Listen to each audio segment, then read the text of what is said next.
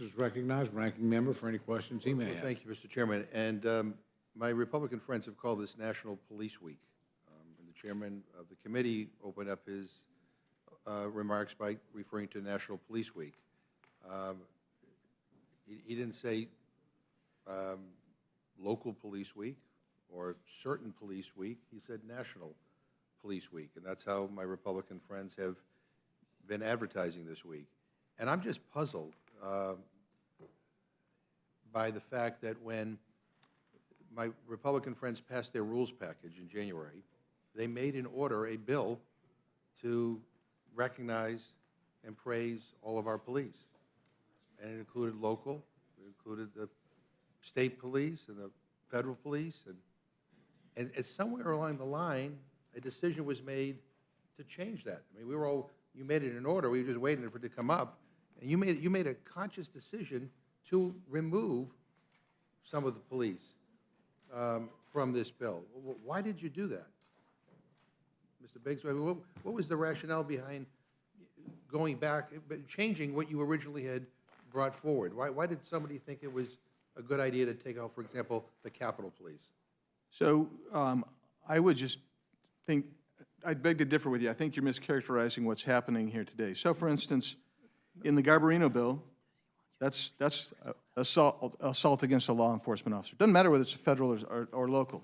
The other one is actually for federal law enforcement officers. That's 3091. No, I mean, the concurrent resolution that you are offering. And then we get to focus on the local police. So somebody made a decision. Why did you do that? And then you move to the third bill. So you're trying to couple, I think, the whole picture, and you're trying to say. No, in the rules package. I understand. Yeah, you had a bill that that basically recognized all the police. That's correct. Including the federal police. And this package before. And this I don't one want to doesn't, interrupt. I'm right. sorry. No, and I'm just curious, like who made the decision to say, well, we don't want to recognize the Capitol Police, or we don't want to recognize and praise the federal police? I think that you're mischaracterizing this, and so let me just help you out. I want to help you out if I can. You've got 3 bills before you. That's the package for Police Week, and it includes federal, state, and local officers. And I just gave you the reasons why. I'll do it again. H-Con Res 40 does not, I could read it to you, it doesn't recognize federal police officers. I mean, I could, the original version that you introduced, that the Republicans introduced as part of their rules package that was going to be made in order, did. And so somebody made a decision to narrow it. I mean, and it's because I'm assuming that, and this is on H-Con Res 40, when it says condemns calls to defund, disband, and dismantle or abolish the police, I'm assuming that that doesn't include Marjorie Taylor Greene's call to defund the FBI, for example. So we're going to, I guess we're going to just keep talking past each other. This is not meant to be a single bill. This is a package of bills. That's what, and let me just remind you, I just want to remind you that every year that you guys were in charge, you passed a package of bills. That's what we do. We do pass a package of bills. And this bill, and this particular effort includes a package of bills. So which part of this bill praises federal law enforcement officials? I'm not sure that this particular bill by itself does. So that's my point. So somebody made a decision to do that. And I mean,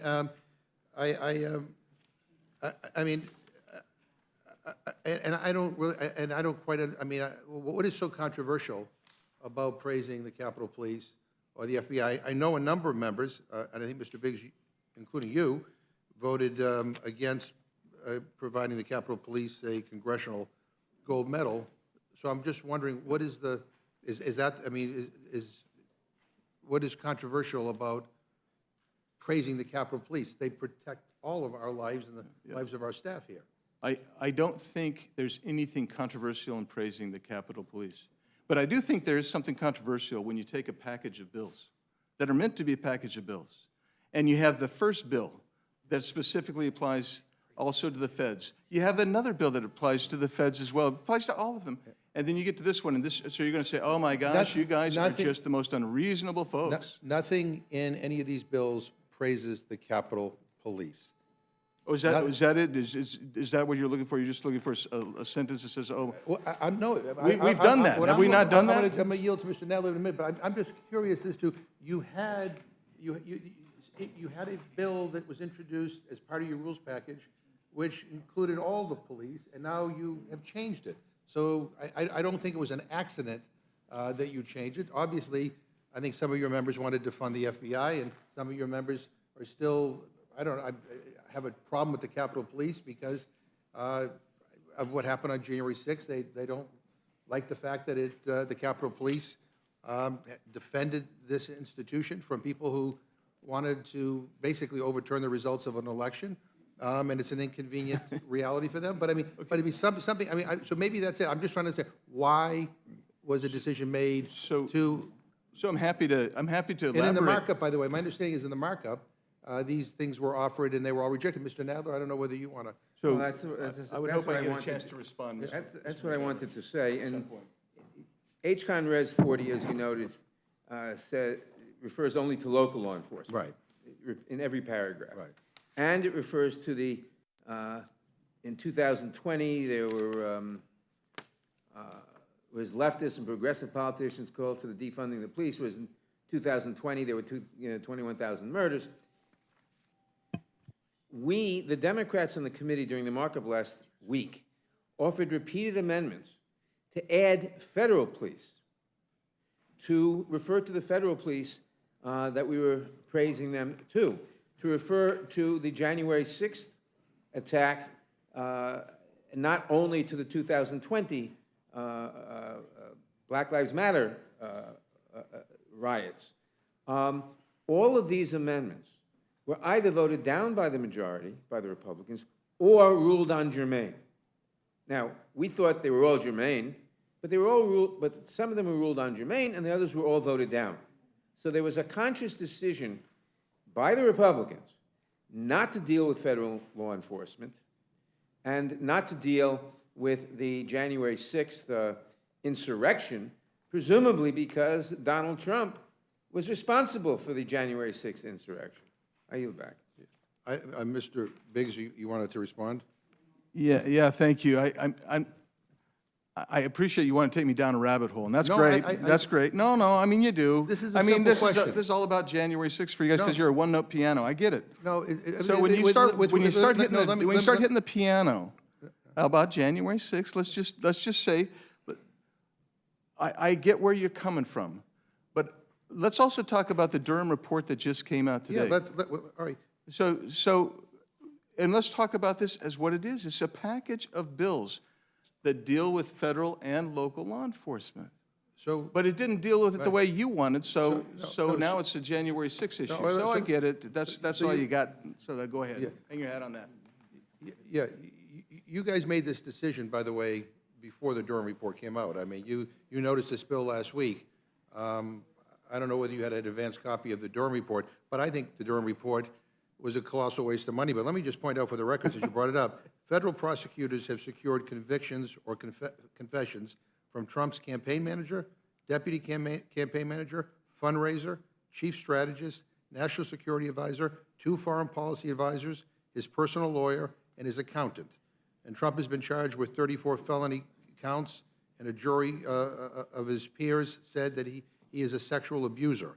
Special Counsel Mueller issued 25 indictments against Russian nationals who attempted to undermine the 2016 election at the orders of Russian President Vladimir Putin. And I did a cursory reading of the Durham report online. I don't see any indictments. I think a number of you were saying there'd be multiple indictments. I don't know, did I miss something? Were there indictments?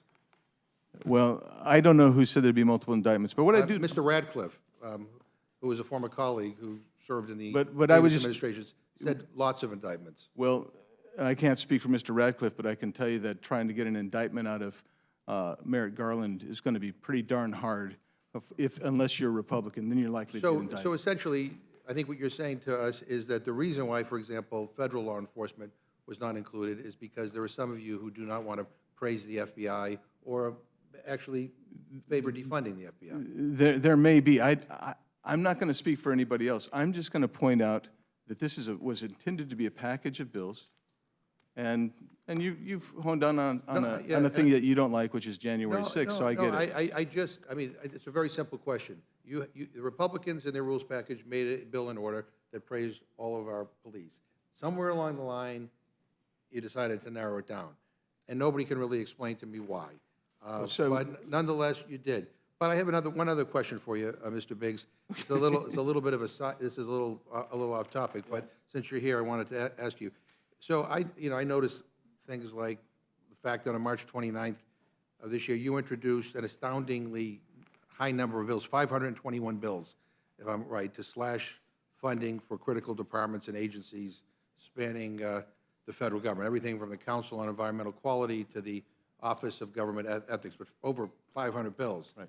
Do you know how much it cost the American taxpayers for you to do that?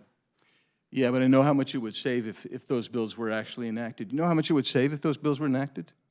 Yeah, but I guess. I mean, do you know how Well, much? no, I guess the deal is you could have put on your website a list of the agencies you want to abolish or whatever, but you introduced 500 bills. Yeah. So the Government Publishing Office, GPO, alone, just them, it's $18,126 to be precise. And that's just to make publicly available your 521 bills. And I ask you unanimous consent to insert the GPO letter in the record. And that doesn't take into account. Without objection. That doesn't take into account the costs incurred by the clerks to process the bills, the parliamentarians to review and refer the bills, and so on. So you wasted over $18,000 of taxpayer dollars in what? I guess an attempt to make a point about spending. But the ironic thing is that while you're decrying wasteful spending, government spending, you're wasting taxpayer dollars on a stunt that and that's it. It's a stunt. And if every member of Congress basically did what you did, we would that would be over 200,000 bills at a cost of nearly $8 million. So I pointed out because I mean I know everybody around here likes to make all kinds of statements, and they think it's I don't know noteworthy or whatever, but there's a cost to all of this, and I just thought we should say that for the record because I hope others don't follow your example by doing the same thing because it will cost millions and millions of dollars. Well, thanks for bringing that up, because it's obvious that you didn't look too closely, nor did you consider how much that would have saved. If those bills would have been enacted, it would have saved over $100 billion a year. Well, you could have introduced them all as one bill, too. And you're in charge, so you guys can do whatever, bring whatever you want to bring up. Look, but I just pointed out for the record. Yeah, it's beautiful that's your issue, but I mean, I get it. Everybody around here's a political figure, and we do a lot of political things, and we're trying to make a point. And you know what? If those bills were enacted, you'd save $100 billion a year. You'd save over $1 trillion over 10 years. That's what you would get. And so I was happy to do it. I would encourage my colleagues to take a close look at those bills and see what they want to enact, and that'd be a good thing. Yeah, I just said that's a waste of money to do it that way. But what I am concerned about today, though, is the intentional omission of men and women who serve our country, who protect us, who are part of our police force, who deserve to be recognized, and a decision was made, an intentional decision was made to change what my Republican colleagues introduced as part of their rules package in January. This is a much different bill, and I still don't know why. So, in any event, I thank you, Mr. Chairman. I yield back. Gentlemen,